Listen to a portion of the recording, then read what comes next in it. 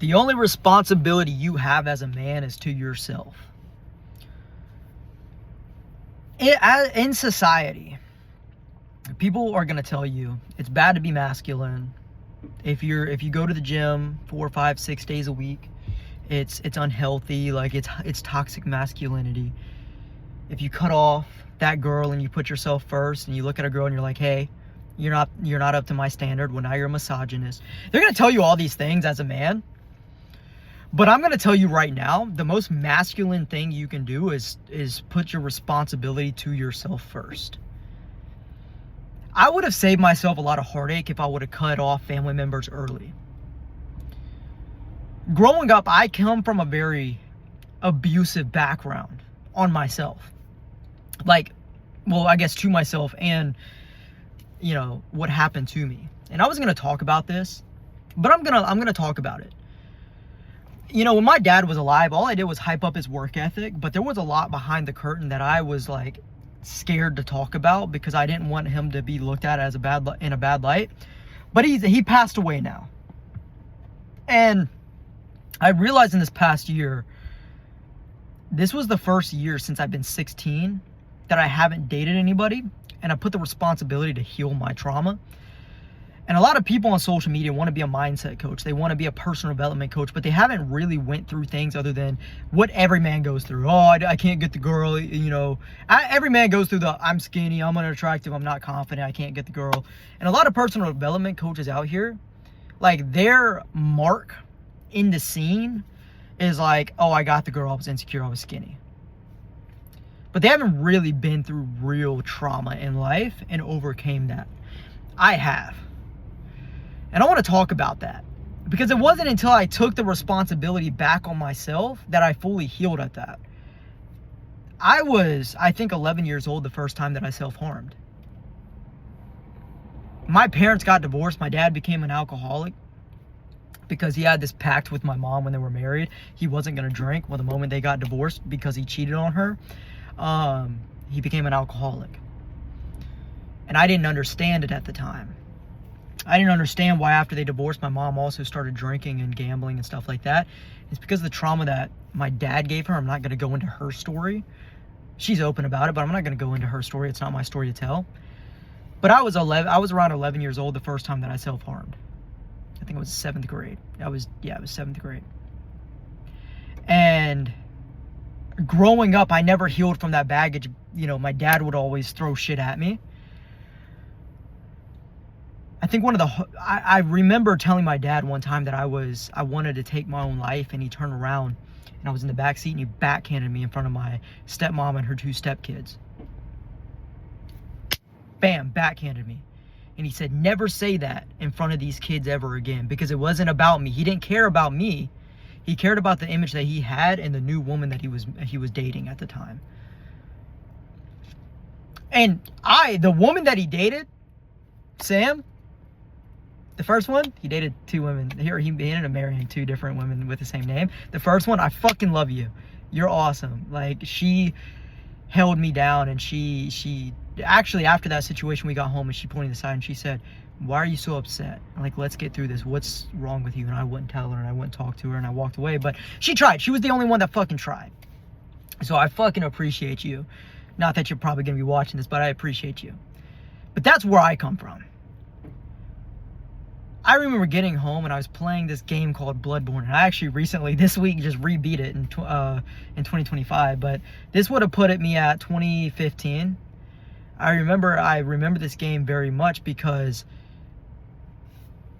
he was drinking and he had just had brain surgery. And he put a pew-pew to his head. And he said, all I would have to do is pull the trigger and all this would be done. I was 13 at the time. I was 12 or 13 at the time. And I had to go to school the next day and act like everything was fine. And I remember after he did that, he pulled me to the side and he said, if I did that, you and your sister would be in pain, but you would just forget about me and it wouldn't matter. And after that, I remember sitting and praying. And then people are like, oh, how do you know God's real? I remember sitting there and praying. And my dad walked outside. My stepmom brought him outside. And I was like, God, I don't know if you're real. I've been told that you're real growing up, but if you're real, please make this stop. 3 minutes later, right? Because I'm staring at this screen, right? Bloodborne, right? The game's on. I'm in the living room just with the controller in my hand, limp. Just dead eyes. I didn't even cry. I would guess I was in shock. And I said this prayer as I was like, just head hung low with the background music. 3 minutes later, my stepmom comes in. She was like, your dad just passed out. The alcohol must have just sent him. Nobody ever knew that I made that prayer. 3 minutes later. And then once I started becoming successful, I just wanted to make him proud. And everything I did, the business, the 6 figures, getting in shape, I started working out because I was insecure, but he got me into working out, so I wanted to be the best at it. So I built the business because I wanted to help him financially. Because I had this idea in my mind that if I just had the business, he would be different. He would respect me. He would do shit for me and not everybody else. And then I built the business.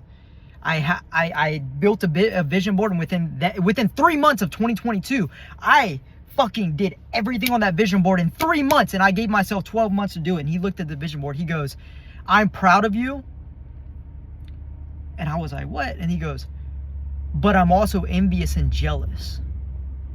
I'm envious and jealous because you get to do this and my life sucks.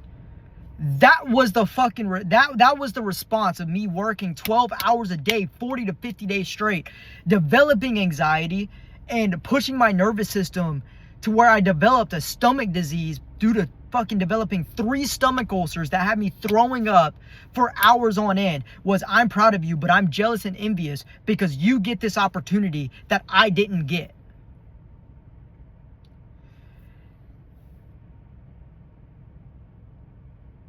Yeah, let that sit with you.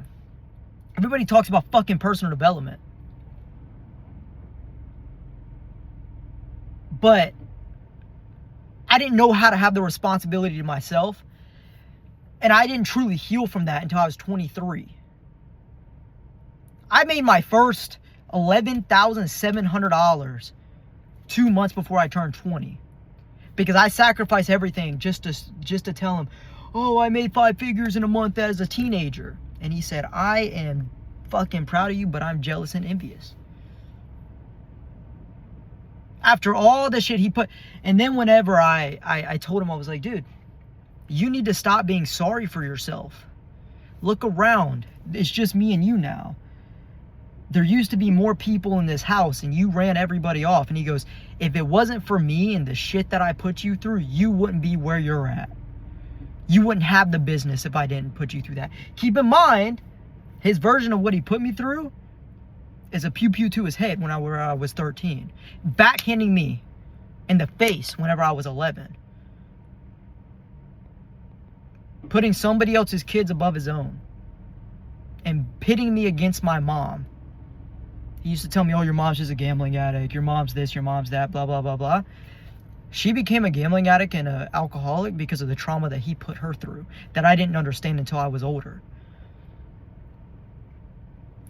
And the reason I tell you guys this is A, I've been through the shit and I've healed from it. And I've leveled up in every single area. I'm in the top 5% of every single metric that you can put me at with people in my age group of any part of the United fucking States of America. In spite of it all. And it didn't hit me that I have a responsibility to myself until I healed from that. And so now that you know that where I come from and what I've overcome,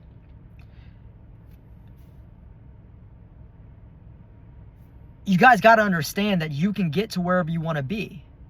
I only need to get you guys to 60% of the threshold to handle 60% of the intensity in life that I had to handle, and you will be able to get to where I'm at. Bar none, dude, there's no way you fucking can't. Because most of you guys, I had a stomach disease that I healed. My nervous system broke, and this year, it took me 12 months to fucking heal that shit. And I still got through it and leveled up. I've been through abusive relationships. I've been cheated on. I've been cheated at life. And I still got here. Dude, I'm sitting in a car. 2025 car. I bought 2 cars last year. And still have money in the bank. Still have clients. My nervous system broke. I couldn't eat for half this year, and I'm still in better shape than 90% of fucking people. I'm looking at people walk down the beach right now. In spite of everything that I went through. Why? Because I understood at a young age, subconsciously, that I had a responsibility to myself. To level up. Now, the way that my brain formed this is I have a responsibility to myself to level up so that I can help more people in my family. And I did. I helped my mom heal her trauma. I helped my mom drop the gambling. I helped my mom drop the alcohol. I helped my sister, who also had a byproduct of my father, who wasn't a good leader for her. I helped her drop the partying and the alcohol. I helped her build the business so that she could financially work for herself so that she's not around dumbass environments. I did that while leveling up because I leveled up. Some of you guys are in relationships you don't want to be in because you feel like you have a responsibility to this person, but this person is constantly dragging you down. You don't fucking have a responsibility to anybody but you, because when you level up, you can actually help people. Ironically enough, the first girl that ever cheated on me, the first toxic relationship out of 2 that I've ever been in. The first girl that cheated on me, I was like bawling my eyes out. I'm not gonna lie, I was kind of a bitch. I probably would have cheated on me too. Let's be real here. Because I don't know. I put my trauma on her. You know, she felt bad. She didn't want to break up with me. So she cheated. Is what I'm thinking, right? She was broken too. But is what it is. I don't blame her.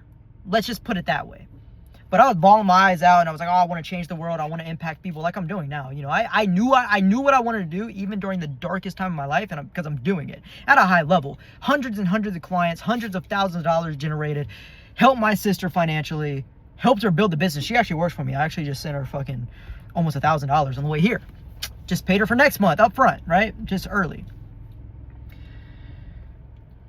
But I literally told her, I was like, I want to change the world, but I just feel so broken. And she, ironically, she was the one that said, you won't be able to change the world until you change yourself. How do you expect to help other people if you can't help yourself? She said that shit in my truck as we were outside of a fucking crack house, dog. I don't drink, I don't smoke, I don't do any of that. I never did anything like that. But that's where she said it. The most profound time in my life, in that era of my life, was outside of a fucking, basically a crack house. Me bawling my eyes out with this chick that cheated on me. It's crazy. You can't make that shit up. That's real life. Once again, my stepmom, fucking love her. I told her I was going there. She was like, don't go. You're going to get yourself in trouble. Don't put yourself in those situations. I did it anyway, right? But shit, my stepmom was the only one at that time in my life who fucking tried to put me on the right path. But she was also so burnt out because of my dad drinking alcohol. She was there the night that he put the pew-pew to his head. He berated her. She went through that shit. And I'm not here to tell anybody else's story, but this is my fucking story. And it wasn't until I had a responsibility to myself. I almost took my life early 2020. And I was like, I prayed, once again. I have a tattoo that says you either trust God or you don't. And so I trust God in every single thing that I do. And I remember that night, I prayed. And I just thought about my sister who had just texted me probably 20 minutes, 15 minutes prior to that. Somewhere around there. And I was like, you know what? I'm going to give myself another year. And if I feel like this in 12 months, at this same time in a year, I will take my own life and I will give myself permission to do it. But I'm going to go all in on myself for the next 12 months. And I'm going to put the responsibility on me for 12 months. And I found great mentors. The country locked down. I was stuck at home. I meditated every day. I trained 2 to 3 times a day. For the first time in my life, I felt like I had a purpose. I posted on social media every single day. I had my first bout of clients. They were super cheap, like $50 to $150. I was selling ebooks for $10. And I had this one guy come back after paying me $20 for an ebook. And he was like, dude, it's been 3 months. I want to say I fucking appreciate you. I'm down 50 pounds. I'm more confident. I don't feel as bad about my situation as I did. And I'm happy for the first time.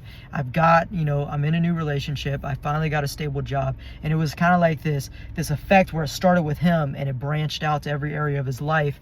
And I was like, damn, so my pain, overcoming my pain, even in the short amount of time, can actually help other people. And that is the moment I decided I'm going to do this shit for the rest of my life.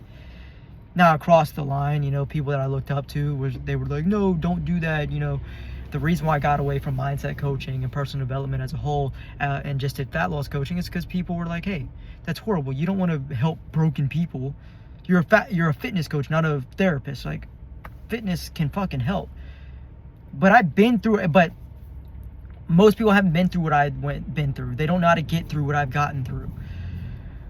And so I realized I am in that very unique situation where I can't actually help a lot of people. But it took having the responsibility to myself to help other people. And so let's talk about you, right? 16 minutes. Some of you guys, hopefully the reason I talk about myself is so that you guys can be like, oh man, I've been through that, or I understand that mindset, or I understand that perspective. If he can do it, this is the perspective he had to go through to get here. That's the new wave in 2026. But with it being the new year tomorrow, I want to let you know you have the responsibility to yourself. Not that girl that you're dating. Not that abusive, manipulative mom, dad, sister, whatever, brother. Not that bullshit. You have the responsibility to yourself. By the end of 2026, you've done the right thing if you can sit for 30 minutes in a dark room by yourself with your thoughts and be completely content. So many guys want to help the world and save the world and do all these things, but you don't want to put the responsibility on yourself. You want to play captain save everybody but your fucking self. But if you don't want to save yourself and you don't want to heal yourself, you're just going to take that subconscious baggage and put it on the other person any fucking way. A lot of the times the reason why we show up, oh, I'm training 2 hours a day, I'm battling my demons. You're fucking running. Oh, I'm starving myself and I'm disciplined. You're fucking running. Oh, I'm showing up and I'm putting my wife or my girlfriend or this person first. You're fucking running from the work that you need to fucking do on yourself. Sometimes the work does take going to the gym 2 hours a day. But if you're miserable and you don't feel mentally healthy outside of the gym after doing that shit for 30 days, you're running. You're fucking running. And I'm talking to myself right now. I'm in the car right now, but I'm talking to my reflection right now. And hopefully somebody is taking this in. Because that's the goal. Talking to my fucking self. And hopefully I find somebody to not make the same mistakes. Going to the gym 2 hours a day to numb yourself, you might as well take fucking anxiety medication.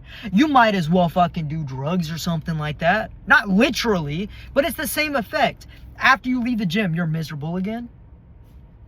Why would you waste your life in the gym? You can't even walk up to the girl that you're attracted to without being insecure, but you're fucking jacked as shit. Because you don't have that self-belief. Because you're not doing the real work. You know what the real work was for me this year? Sitting in my fucking bedroom with my legs crossed, with ambient music playing, with my eyes closed like this.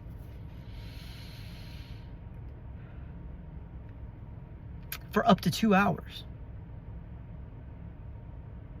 To regulate and get rid of the fucking pain that I went through. And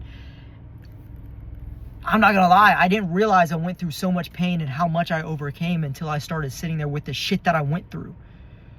So going into 2026, the perspective and the goal and the responsibility that you're gonna go through is gonna be on yourself. And if you could put yourself first, work out 3 to 5 days a week, walk those 10,000 steps, track those macros. Yes, you need to do those things.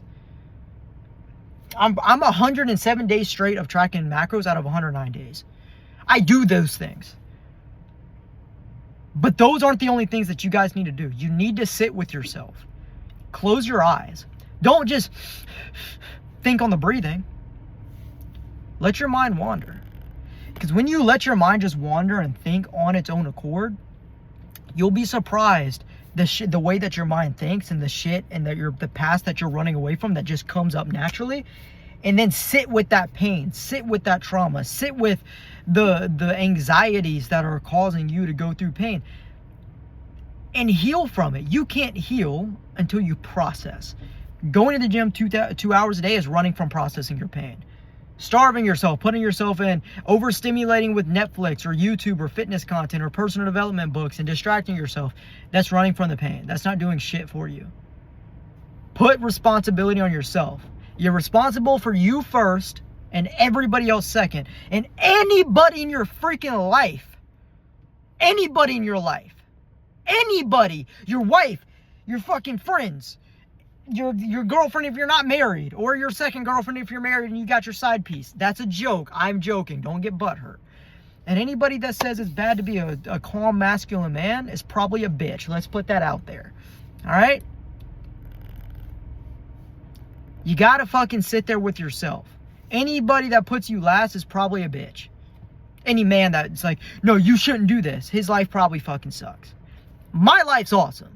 I get the girls that I want. I have the money that I want. I have the car. I have the physique. I have the impact. And if I didn't have any of that, I have the mental capacity to where I'm proud of the man that I become internally with none of that shit stacked onto it. And people who are going to give you advice different than the advice that I gave you, they probably aren't even lived. They probably got the mask on. And probably aren't their biggest pride and joy. I don't even know, man. I couldn't be proud to be those people. You know, maybe I'm just an asshole, but yeah. So don't listen to the guys that you don't want to be like, and also don't listen to the try hard guys on social media, the grind bros. Don't listen to them. They're gonna fucking ruin your life. They ruined mine. But also don't listen to the people that are like, you just gotta manifest. You gotta find the middle ground. That's what I am. I'm the middle ground for you guys. You gotta be tough on yourself when you need to, but you also gotta process the pain that you've been through.